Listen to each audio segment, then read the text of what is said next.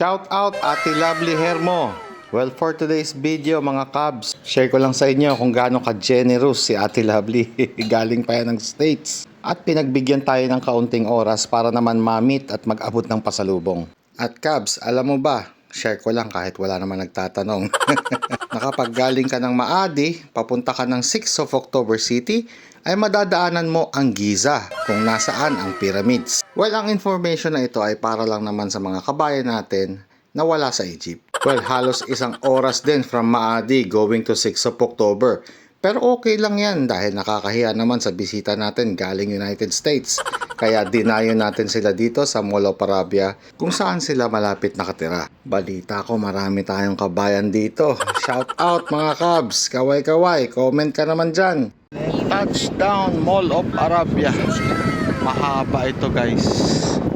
Parang mas mahaba pa nga ito sa Mall of Egypt. Well, ang mall na ito ay medyo kakaiba mga Cubs. Dahil yung pinakagitna ng mall ay nahahati sa dalawang open air. Katulad ng nakikita nyo ngayon. To be honest mga Cubs, hindi ako sure kung 1 or 2 years na naming hindi ito nabalikan. Last time na nandito kami ay hindi pa functioning yung mga fountain na yan. Ang layo lang sa Maadi. Isang oras, walang traffic yun ha. Bat-bat. Nakikita nyo dito ngayon guys, ayan yung food court nila. Nakalimutan ko na, ang tagal na namin pumasyal dito sa Mall of Arabia eh. Ang alam ko may fog nun dito eh. Ayan oh. Etong place na to, nasa gitna to ng pinaka-mall.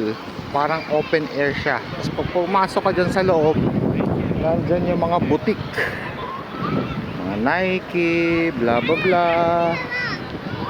So, yun lang. O, comment, shout out yung mga taga dito banda. Kamusta kayo mga kabayan? Nasa loob kami nito. Open air na yun nasa labas. Malaki kasi itong food court. Last time na nag-visit kami dito, hindi pa gawa yung fountain. Napakalaki ng food court dito. Mimit ko ngayon si Ate Lovely from US. Nakadarating lang dito sa Egypt. At please welcome natin siya sa mga nakatirang kabayan dito sa paligid ng Sheikh Zayed. Paki-welcome po yung kabayan natin si Ate Lovely.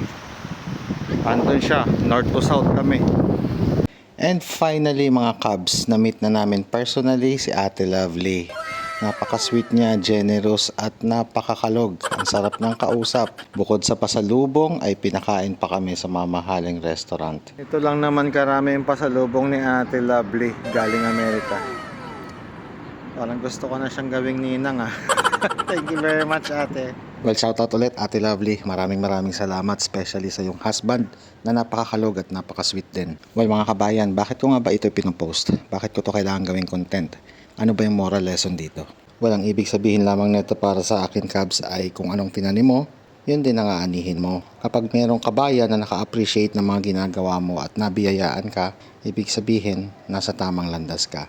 Magtuloy-tuloy lang tayo mga lods na maging inspirasyon sa iba at mga anak din natin na makikinabang nito. Maraming salamat kabayan!